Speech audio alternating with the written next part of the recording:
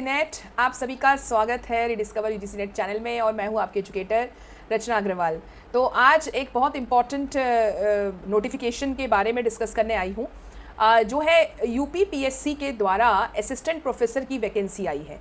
बहुत ही ज़बरदस्त वैकेंसी है जिसके बारे में हम लोग डिस्कस करेंगे यहाँ पे। ये एडवर्टीजमेंट कल ही जो है पब्लिश हुआ है, देख सकते हैं आप 4/9/2025। देखो बहुत इंपॉर्टेंट चीज़ें हम लोग यहाँ पे आज डिस्कस करेंगे, बहुत ध्यान से सुनना। ऑनलाइन एप्लीकेशन स्टार्ट हो चुका है, 4 सितंबर से ही स्टार्ट हो चुका है। कैसे करेंगे? तो बिल्कुल इनके वेबसाइट, मेरे टेलीग्राम चैनल आप ज्वाइन कर लीजिएगा, नहीं तो आप वेबसाइट पे भी जा सकते हैं। यूपीपीएससी के वेबसाइट पे जाइएगा और यहाँ पे आप देखिएगा कि रिक्रूटमेंट डैशबोर्ड आपको दिख रहा होगा। यहाँ पे आप देखिए सबसे पहला लाइव एडवर्टीजमेंट ही दिखा रहा है। This click here to apply to the assistant professor in government degree college examination. जब यहाँ पे जाएंगे तो ये दिख रहा होगा आपको government degree colleges of UP examination, जिसका एप्लीकेशन फिलिंग स्टार्ट डेट जो है 4 सितंबर है, लास्ट डेट है 6 अक्टूबर। ओके, और फ्री डिपोजिशन लास्ट डेट भी दिया हुआ है। यहाँ पे यूज़र इंस्ट्रक्शन भी है, एडवर्टीजमेंट आप देख सकते हैं जो मैं अभी डिस्कस करूँगी आपके साथ। और ये रहा अप्लाई का जो है पूरा सिस्टम। तो आपको क्या करना है, वन टाइम रजिस्ट्रेशन करना है और फिर अप्लाई करेंगे आप यहाँ पे। चलिए हम लोग पहले डिस्कस करते हैं कि इसके एडवर्टीजमेंट में क्या क्या चीज़ें लिखी है, क्योंकि ये डिस्कस करना ज़्यादा ज़रूरी है कि कौन लोग एलिजिबल है, क्या जो है वैकेंसी का स्टेटस है, कितनी सैलरी मिलने वाली है और क्या सिलेबस होगा और एग्जाम का पैटर्न क्या होगा। ये सारी चीज़ें हम डिस्कस करेंगे और कुछ इंपॉर्टेंट पॉइंट्स भी डिस्कस करेंगे regarding the you can say reservation. जिन लोगों को रिजर्वेशन मिलता है उनके लिए क्या क्या सिचुएशन है यहाँ पे। तो चलिए स्टार्ट करते हैं आज का सेशन। देखिए, तो यहाँ पे सबसे पहले इन्होंने बोला है कि कैंडिडेट अगर अप्लाई करना चाहते हैं तो सबसे पहले उन्हें वन टाइम रजिस्ट्रेशन करना पड़ेगा। वन टाइम रजिस्ट्रेशन नंबर आपको मिलता है बिफोर अप्लाइंग ऑनलाइन। तो इसी वेबसाइट में जब आप जाएंगे तो यहाँ पे है वन टाइम रजिस्ट्रेशन, आप यहाँ से कर सकते हैं। यहाँ आपको दिख रहा होगा one time registration for applicants, इस पर आप क्लिक करेंगे तो आपका वन टाइम रजिस्ट्रेशन करना पड़ेगा। आप अगर नए हैं तो यहाँ पे रजिस्टर करेंगे ई परीक्षा के उसमें और वन OTR नंबर आपको मिल जाएगा। ठीक है, तो रजिस्ट्रेशन करना पहले आपको ज़रूरी है, OTR आपको मिलेगा और उसके बाद ही जो है आप ऑनलाइन अप्लाई कर सकते हैं। ठीक है, ये प्रोसेस याद रखिएगा। जिन्होंने OTR नंबर नहीं अगर मिलता है रजिस्ट्रेशन करने के बाद, तो आप इस वेबसाइट से जाकर 72 आवर्स के अंदर OTR नंबर ले सकते हैं before the submission of online application. फिर only after obtaining OTR number a candidate may submit online application through commission's website, जो मैंने आपको दिखाया अप्लाई करने का तरीका। यहाँ पे जाएंगे जब आप, ये रहा, इधर गए आप, OTR आपने मिल गया और यहाँ पे आपको अप्लाई कर देना है। जैसे ही अप्लाई करेंगे आपको एक नए विंडो पे लेके जाएगा। ये रहा, दिख रहा होगा आपको। नो यस, हियर अप्लाई करिएगा। यूज़र इंस्ट्रक्शन पहले पढ़ लेंगे, यहाँ पे यूज़र इंस्ट्रक्शन पूरा दिया हुआ है, ये भी आपको हेल्प करेगा और बाद में फिर आप अप्लाई करेंगे। ठीक है, चलिए यहाँ पे पहले समझते हैं अब आप कौन कौन लोग एलिजिबल हैं। तो एप्लीकेशन फ़ीस जो है इसकी अनरिजर्व कैटेगरी की सिर्फ 100 रुपये है। एग्ज़ाम फीस और ऑनलाइन प्रोसेसिंग फ़ीस कुछ लगेगी। SC/STs के लिए 40 रुपये है और ऑनलाइन एप्लीकेशन, तो online application processing fees 25 rupees है। तो टोटल आपको, अगर आप अनरिजर्व्ड है या EWS कैटेगरी या OBC कैटेगरी से हैं, तो 125 रुपये सिर्फ आपको लगेंगे। ठीक है, ऑनलाइन एप्लीकेशन फ़ीस है इसकी। इसके बाद आगे बाकी लोगों का भी आप देख लीजिएगा, जो है सबके लिए अलग से दिया हुआ है। अब इंपॉर्टेंट चीज़ ये है कि वैकेंसीज कितनी निकली है ये देख लीजिए। 1253 वैकेंसीज है। वैकेंसीज का मैं आपको पूरा डिटेल बताऊंगी लास्ट में कि कितने कौन कौन सब्जेक्ट में कितनी वैकेंसीज निकली है। तो आप बिल्कुल अप्लाई करिए। चूँकि मैं पेपर 2 एजुकेशन पढ़ाती हूँ UGC नेट में, तो मैं आपको बता दूँ कि एजुकेशन में भी 15 से 16 वैकेंसीज निकली हुई है। सो बिल्कुल आप लोग अप्लाई करिए, क्योंकि आप देखिए पे स्केल बहुत ही बढ़िया है। मिनिमम पे स्केल 57,700 है और मैक्सिमम जो है 1,82,400 तक जा रहा है। ठीक है, अब आगे चलते हैं हम लोग। आपने पे स्केल भी देख लिया, वैकेंसीज भी देख लिया। Now the important thing is, यहाँ पे आ जाइए। एक तो सबसे एक बड़ी अच्छी बात इन्होंने बोली है, मैरिटल स्टेटस पे ध्यान दीजिएगा। अगर मेल कैंडिडेट एक से ज़्यादा बीवी अगर रखे हैं, यानी more than one wife living है, तो बिल्कुल वो एलिजिबल नहीं है। और या कोई फीमेल कैंडिडेट जो ऐसे इंसान से शादी कर रखा है, उसने ऐसे आदमी से जिसकी पहले से एक बीवी है, वो भी एलिजिबल नहीं है। तो भाई ध्यान से, है ना। इसके अलावा एकेडमिक क्वालिफिकेशन में देखें तो ये सारे subjects, botany, chemistry, commerce, economics हमारा एजुकेशन है।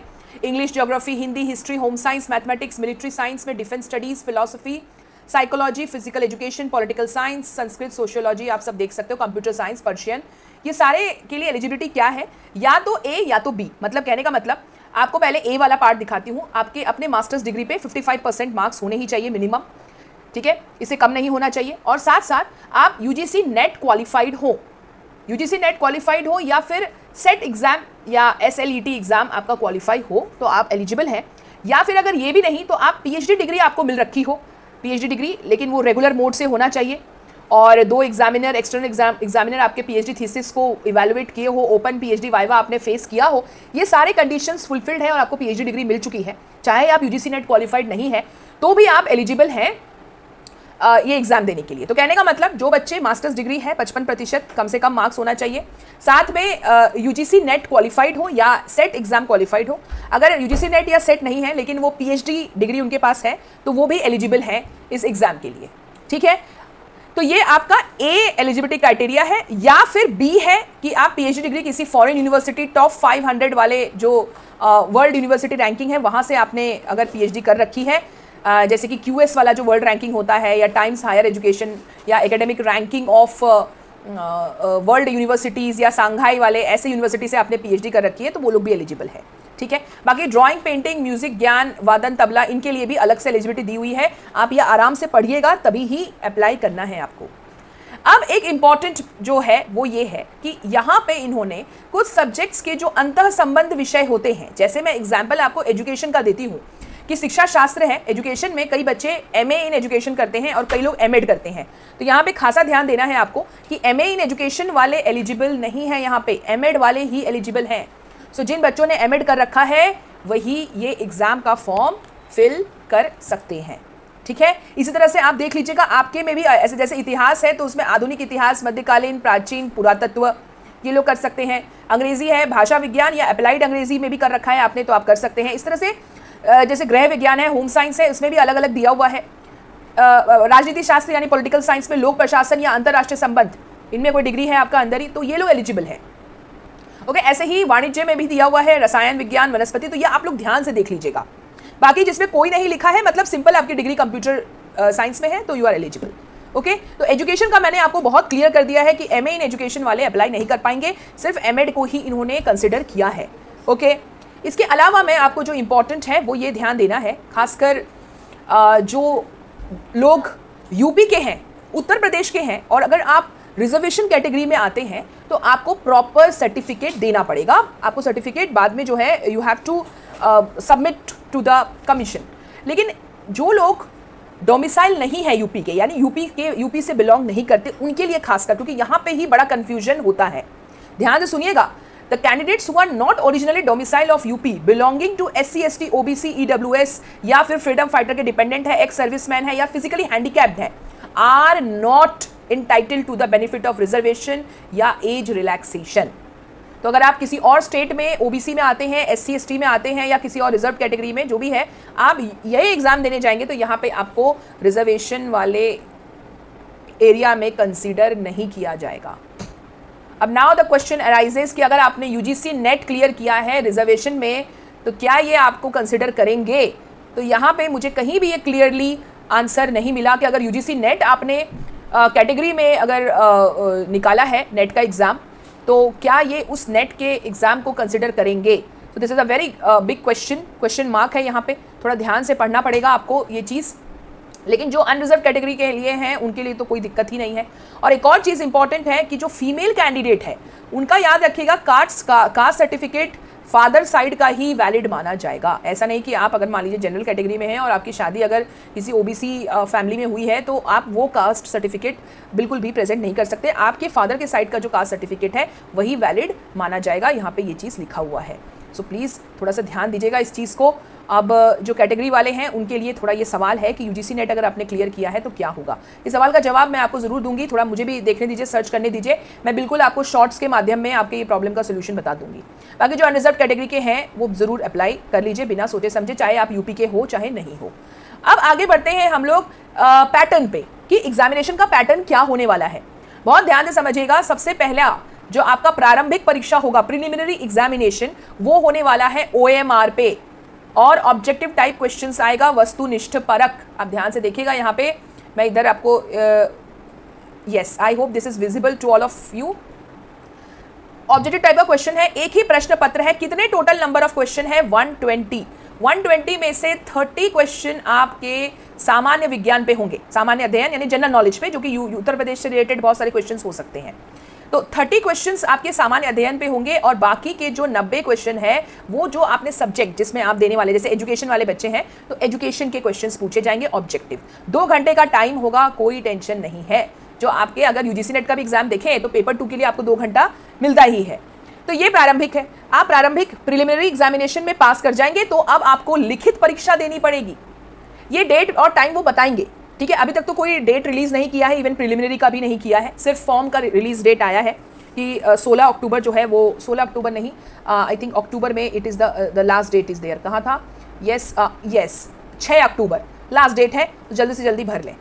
चलिए वापस आते हैं हम लोग अपने इसमें। तो आपको क्या करना है, पहले प्रिलिमिनरी पास करना है, इसके बाद आप लिखित परीक्षा देंगे। अब लिखित परीक्षा में ध्यान दीजिएगा, टोटल 20 क्वेश्चंस पूछे जाएंगे, जिसमें कि 10 क्वेश्चन यहाँ पे देखिएगा लघु उत्तरीय प्रश्न होगा। जैसे आप एमएड जब आप करते हैं मास्टर्स तो हम लोग रिटन एग्जामिनेशन देते थे, बिल्कुल वैसा ही है।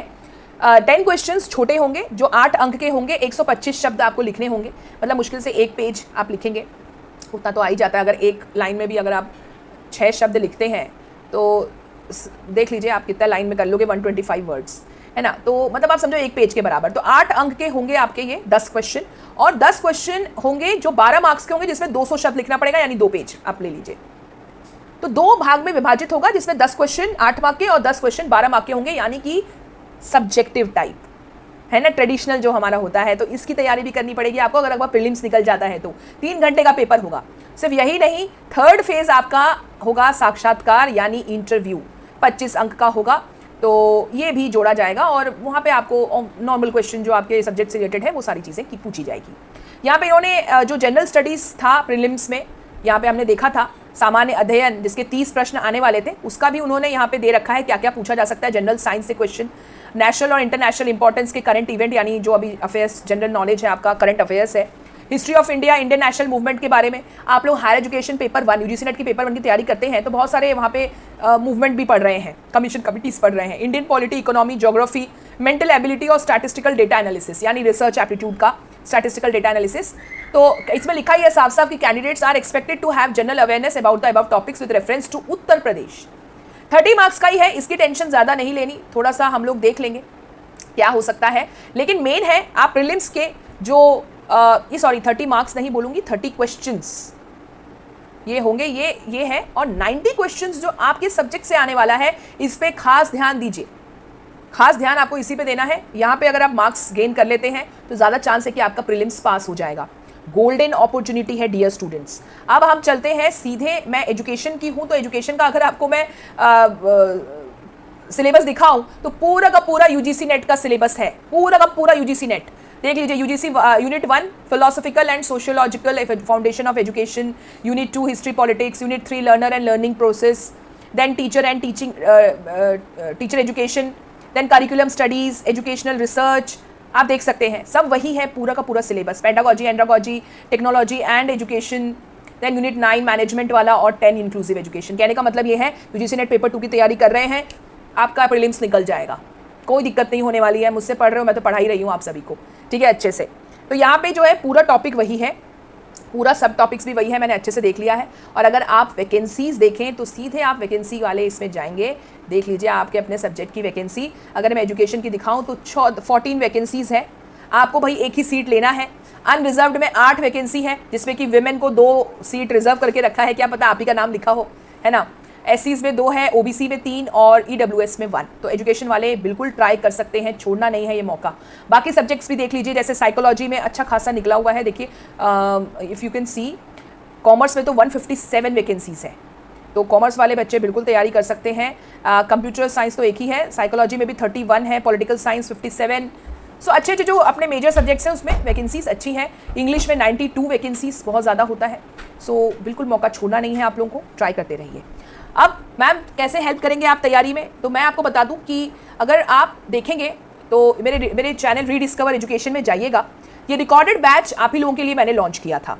जितने भी जेकेपीएससी का एग्जामिनेशन होने वाला है, डब्ल्यूबीएसएससी का होने वाला है, डब्ल्यूबीएसएससी का तो अभी है सितंबर में, जेकेपीएससी भी होने वाला है। और अब आप यूपी का देख लीजिए, पीएससी मतलब आप असिस्टेंट प्रोफेसर का, एजुकेशन सब्जेक्ट वालों के लिए रिकॉर्डेड बैच है। 199 आपको दिख रहा है, यहाँ पे आप कूपन कोड लगाएंगे बप्पा 300। मैं आपको बता दूं what will be the coupon code. Coupon code आपका होगा बप्पा 300। लगाइए, और ये 2 दिन तक वैलिड है ये JRF कूपन कोड। अगर आप लगाते हैं तो आपको जो है 1699 में ये मिल जाएगा और वैलिडिटी 30 नवंबर तक है। तो आप इस रिकॉर्डेड बैच में जो है आपको सिर्फ वीडियोस नहीं मिलेंगे रिकॉर्डेड, PDF भी मिल रहा है, मॉक टेस्ट भी है और रिविजन मैराथन। कहने का मतलब ये है कि देख लीजिए आपको क्या क्या मिलने वाला है, एक बार दर्शन कर ही लीजिए। ये मेरा फाउंडेशन बैच चल रहा है, अगर इसको भी ज्वाइन करना है तो you can do. Live classes चल रहे हैं, लाइव एवरीथिंग। पर जो मैं रिकॉर्डेड बैच की बात बता रही हूँ, ये उन बच्चों के लिए अच्छा है जिनको जल्दी से जल्दी एग्जाम देना है। तो देखिए आप एजुकेशन का कंटेंट आप देख सकते हैं, सारे यूनिट्स, एजुकेशनल स्टडीज हो, history, politics, learner, learning process, सब यूनिट कवर कर दिए गए हैं। और रिविजन मैराथन भी आपको मिलेगा 3-3 घंटे का रिवीजन मैराथन। आप देखिए 3-3 घंटे का रिवीजन कराया गया है, पूरे सारे क्वेश्चन सॉल्व किए हैं डिटेल्ड सॉल्यूशन के साथ। PDF भी आपको मिल जाएगा।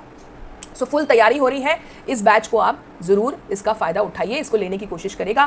पेपर 1 भी आप ले सकते हैं, और इवन अगर आपको कॉम्बो लेना है कि मैम कॉम्बो ही ले लेते ज़्यादा फायदेमंद है, तो ज़रूर ले सकते हैं। आपको लगाना क्या है, बस कूपन कोड लगाना है बप्पा 300। यहाँ पे लिखा ही है, this is the coupon code. So yes, बिल्कुल कूपन कोड आप लगा सकते हैं, ठीक है। So this is all about my, you can से the explanation, and all the best. बहुत अच्छा मौका है जो यूपी सरकार लेकर आई है उन लोगों के लिए जो बहुत दिन से वेट कर रहे थे कि कोई परमानेंट आ जाए। एक बार अगर आपका सिलेक्शन हो जाता है इसमें, तो यू कैन से कि यार ये तो इन्वेस्टमेंट ही था और लाइफ सेट है। तो try it, all the best. Form निकल चुका है, फॉर्म फिलअप कर लीजिए, एंड सिलेक्शन हो जाए तो ज़रूर शेयर करेगा। बाकी UGC नेट की तैयारी के लिए लाइव क्लासेस चल ही रही हैं, अगर आपको वो भी ज्वाइन करना है तो कर सकते हैं। रिकॉर्डेड बैच भी ले सकते हैं। नवंबर के महीने में क्रैश कोर्स लॉन्च होगा फॉर दिसंबर 2025 का examination. So thank you so much everyone. Bye bye. Take care. All the best.